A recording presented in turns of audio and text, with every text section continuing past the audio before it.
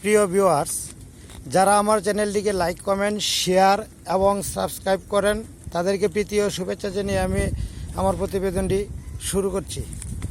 আমি আরও একটি কথা আপনাদেরকে জানিয়ে রাখছি, আমি প্রতিদিন একটি করে ভিডিও ইউটিউবে আপলোড দিয়ে থাকি। আপনি যদি আমার আপলোড দেওয়ার ভিডিওটি পেতে চান তাহলে আমার চ্যানেলটি সাবস্ক্রাইব করে বেলটি অন করে রাখুন। প্রিয় ভিউয়ার্স, আমি আমার ভিডিওটি না টেনে একটু ধৈর্য সহকারে দেখুন এবং কথাগুলি শুনুন। আপনার কোনো সময় ব্যাংকে টাকা সঞ্চয় বা জমা রাখতে হবে না। ব্যাংকে এফডিআর বা ডিপোজিট কোনোটাই করতে হবে না। আমি কেন আপনাকে ব্যাংকে টাকা রাখতে মানা বা নিষেধ করছি তার একটা কারণ অবশ্যই আছে, তবে সেই কারণটি আপনাদের সাথে আজকে শেয়ার করব।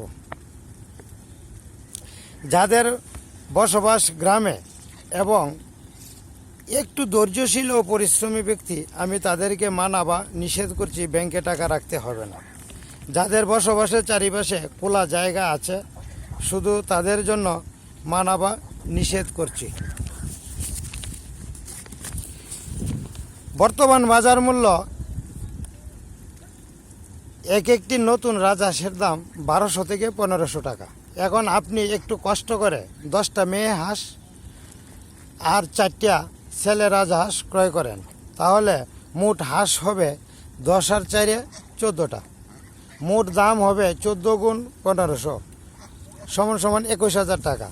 এখন সেই 14টা হাঁস আপনি আগামী শ্রাবণ মাস থেকে পৌষ মাস পর্যন্ত অর্থাৎ 6 মাস লালন পালন করেন, যত্নের সাথে নিজের সন্তানের মতো করে। দেখবেন আগামী অগ্রহায়ণ মাসে প্রত্যেকটি রাজহাঁস সর্বোচ্চ 6টা থেকে 7টা ডিম দিবে। এর চেয়ে বেশি ডিম দিবে না, কারণ হাঁসগুলি যেহেতু নতুন, ডিম 6টা থেকে 7টাই দিবে।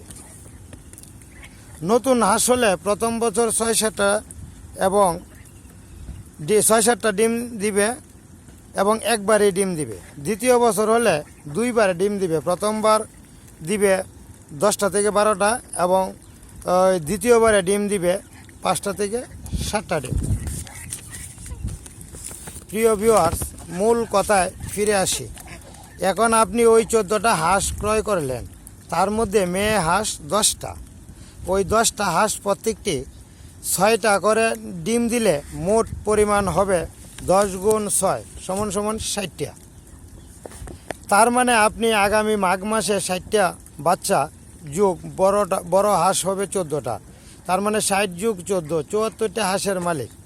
আপনি ইচ্ছে করলে ওই 74টা হাঁস জ্যৈষ্ঠ মাস সে বিক্রি করে দিতে পারেন। যদি আপনি বিক্রি করে দেন তাহলে আগামী জ্যৈষ্ঠ মাসে বাচ্চা হাঁসের দাম আসবে 60 গুণ 1500 সমান 90,000 টাকা এবং বড় 14টা হাঁসের দাম আসবে 14 গুণ 2000 টাকা। তার মানে 14 গুণ 2000 28,000 টাকা। মোট দাম আসবে 1,18,000 টাকা। তাহলে আপনি 21,000 টাকা দিয়ে 1,18,000 টাকা লাভ পেলেন। এটা কিন্তু ব্যাংক আপনাকে কখনোই দিবে না। আর যদি আপনি আগামী বছর ওই 74টা হাঁস বিক্রি না করেন এবং একটু ধৈর্য ধরে বা কষ্ট করে আরও 1 বছর রাখতে পারেন, তাহলে তার হিসাবটাও জেনে নিন। আপনি যদি 74টা হাঁসের মধ্যে 50টা মেয়ে হাঁস এবং 24টা ছেলে হাঁস রাখেন 2:1, অর্থাৎ 2টা মেয়ে হাঁস 1টা ছেলে হাঁস, তাহলে বাচ্চা ফুটানোর ক্ষেত্রে একটা ডিমও নষ্ট হবে না। এখন দ্বিতীয় বছর 50টা মেয়ে হাঁস 50 গুণ 10 সমান 500টি ডিম দিবে এবং গত বছরে পুরাতন মেয়ে হাঁস 10টা ছিল, এই 10টা মেয়ে হাঁস আবার দ্বিতীয়বার ডিম দিবে 10 গুণ 6 সমান 60টা। তাহলে মোট বাচ্চা পাওয়া যাবে 500 গুণ 60 সমান 560টা। তাহলে আপনার মোট হাঁস হবে 560 গুণ 74, 560টা হলো নতুন বাচ্চা, 74টা হলো পুরান হাঁস, 634টা হাঁস। এখন যদি আপনি এই হাঁসগুলি পরবর্তী জ্যৈষ্ঠ মাসে বিক্রয় করে দেন, তাহলে আপনার সর্বসাকুল্য বিক্রয় মূল্য হবে নতুন বাচ্চা 560টা, তার থেকে মৃত্যু বাবদ 60টা বাদ দেন, তাহলে হাঁস থাকবে 560 বিয়োগ 60 সমান সমান 500। এখন এক একটার হাঁসের দাম 1500 টাকা হলে 500 গুণ 1500 সমান সমান 7,15,000 টাকা। এইটা আপনি পাবেন এই নতুন হাঁস থেকে। আর পুরাতন হাঁস 74টা। এই পুরাতন হাঁসগুলি এক একটার দাম হবে 2000 টাকা। 74 গুণ 2000 সমান সমান 1,48,000 টাকা। আপনার সর্বসাকুল্য টাকা হবে 7,50,000, 1,48,000 টাকা। মোট 8,98,000 টাকা, যা ব্যাংক আপনাকে কোনো সময় বা কোনো দিনই একসাথে 8,98,000 টাকা দিবে না। যাই হোক, আমি আমার ভিডিওটি আজকে আপনাদের সাথে শেয়ার করলাম। আপনারা হিসাবটা মিলিয়ে নিয়ে 2 বছর কষ্ট করেন, আপনার জীবনে আর কোনো কিছুর প্রয়োজন হবে বলে আমি মনে করি না। এতক্ষণ আমার সাথে থাকার জন্য আপনাকে জানাই আন্তরিক ধন্যবাদ।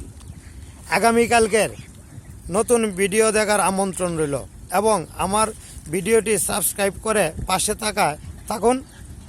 নিত্য নতুন ভিডিও পাওয়ার জন্য আপনাকে আবারও ধন্যবাদ জ্ঞাপন করছি। ধন্যবাদ।